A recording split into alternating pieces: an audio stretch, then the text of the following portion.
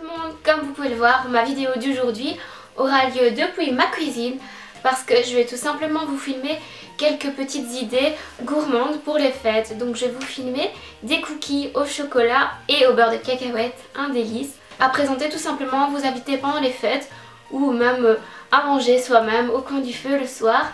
Et quoi de mieux pour aller avec ces cookies qu'un bon chocolat chaud. Donc on va aussi faire du chocolat chaud.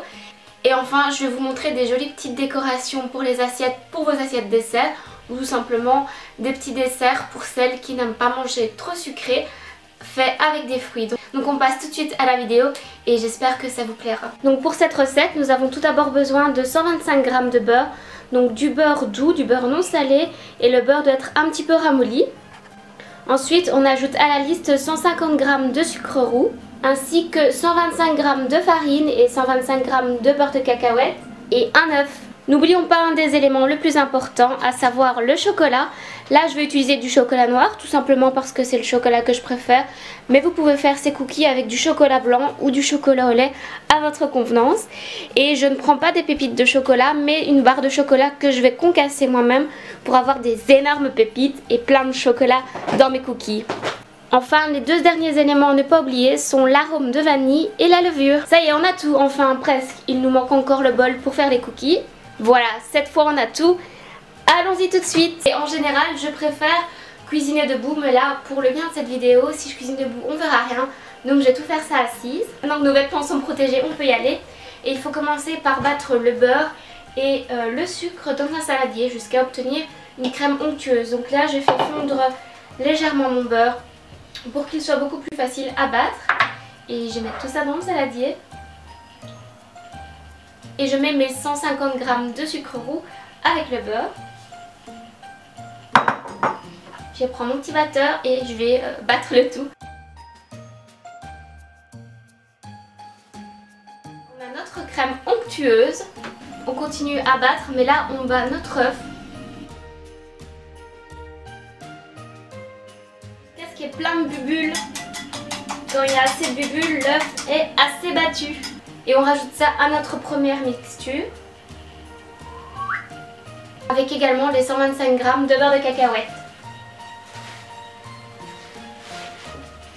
Et on mélange.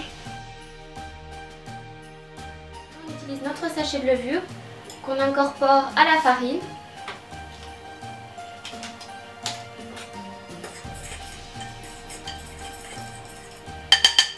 Et on rajoute tout ça dans le plat. Là on va le rajouter petit à petit. Trop le beurre de cacahuète, ça sent trop bon.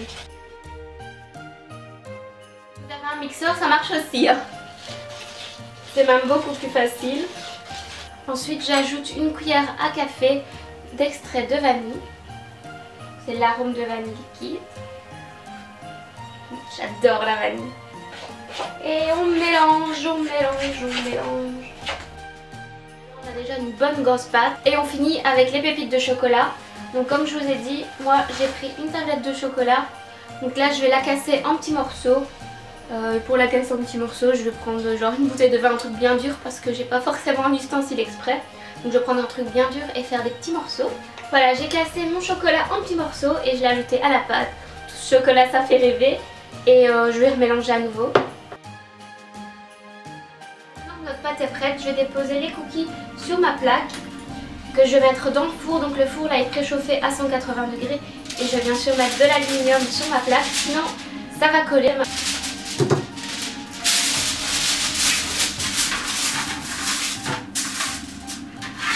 Je reprends ma mixture et on va faire des boules.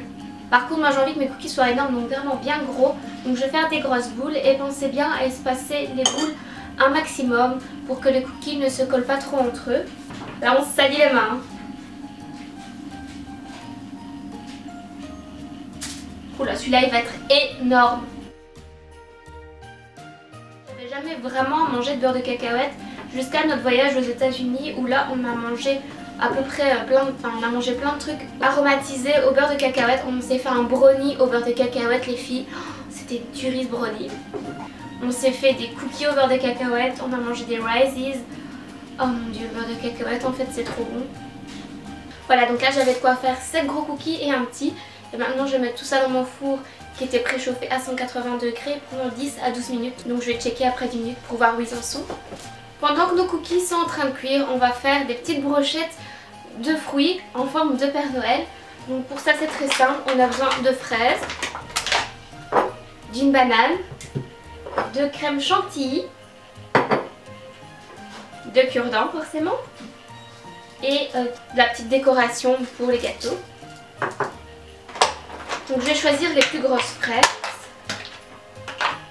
C'est pas vraiment la saison des fraises, donc c'est un peu compliqué d'en trouver des jolies. Donc on va couper le bord ici pour que ce soit bien plat.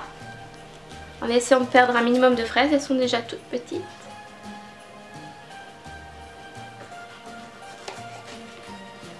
Et on va aussi couper la tête de la fraise pour faire le chapeau du Père Noël. Ensuite, on s'occupe de la banane qui va servir à faire le visage du Père Noël. Là on coupe des rondelles de plus ou moins 1 gros centimètre. Et on va les placer juste au-dessus. Tout ça reste bien en place. On met un petit cure-dent au milieu. Et on met le chapeau du Père Noël au-dessus. Enfin, pour donner vraiment cet effet chapeau de Père Noël, on va lui faire un pompon avec de la chantilly.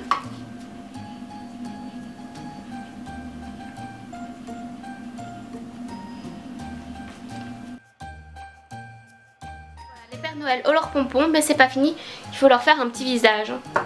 Donc on va prendre nos petites pépites de chocolat qu'on va utiliser pour les yeux.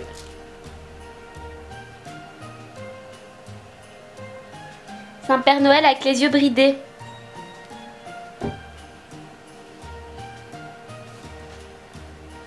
Et on va lui faire des petits boutons sur son manteau. Voilà un Père Noël. On peut même lui faire un nez hein, si vous voulez. Hop. On a tout ce qu'il faut. Voilà, donc maintenant on passe au chocolat chaud. Et là par contre c'est un bête chocolat chaud comme on les fait tous. Mais comme je n'aime pas le lait, je vais utiliser du lait d'amande qui est meilleur au goût je trouve et surtout moins gras. Je fais chauffer mon lait d'amande. Et quand mon lait sera bien chaud, je vais y ajouter le chocolat. Donc là je prends du chocolat noir encore une fois parce que c'est celui que je préfère. Et je trouve que c'est meilleur pour faire du chocolat chaud. Et je vais en mettre, là je ne vous dis même pas une quantité, je vais en mettre jusqu'à ce que je trouve le lait assez chocolaté. Donc là on va attendre que ça bout. Qui est intéressé, ça y est mon lait commence à fumer, je vais y ajouter le chocolat.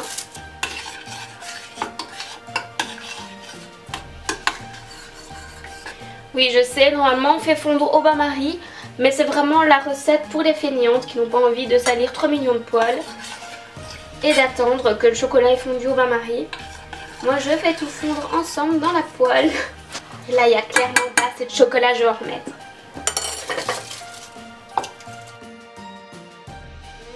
Ça sent bon. Là mon chocolat a bien fondu, je vais pouvoir le mettre dans ma tasse.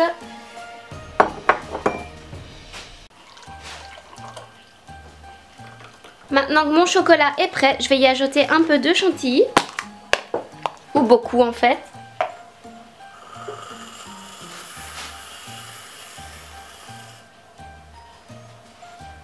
Et je rajoute un peu de cacao par-dessus pour que ça soit plus joli.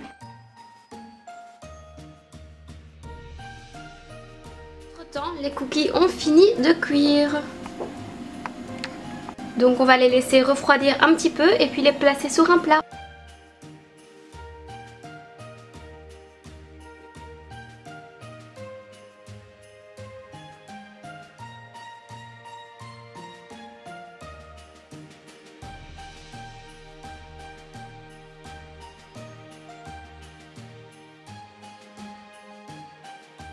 Voilà mes 3 recettes pour les fêtes. Donc je trouvais l'idée des Père Noël vraiment originale pour mettre sur votre table à Noël, pour mettre avec les desserts. Donc vous décorez vos assiettes comme ça, ou même pour les gens qui ne mangent pas vraiment sucré, ça reste des fruits. Donc voilà, vous n'allez pas prendre 3 kilos en mangeant ces petits Père Noël. Par contre pour les cookies Et pour le chocolat chaud, là c'est tout de suite moins diététique. J'espère que cette vidéo vous l'a plu. Je ne suis pas du tout un chef. Donc c'est vraiment des vidéos pour les amateurs de cuisine qui comme moi ne cuisinent que 3 fois par an. Si vous reproduisez ces recettes, surtout n'hésitez pas à prendre une petite photo et à me l'envoyer sur Facebook ou à la poster sur Instagram et me taguer dessus. Ça me ferait vraiment plaisir que vous repreniez mes idées et de voir ce que ça donne chez vous. Et puis maintenant, il ne me reste plus qu'à m'empiffrer. Je vous fais plein de bisous.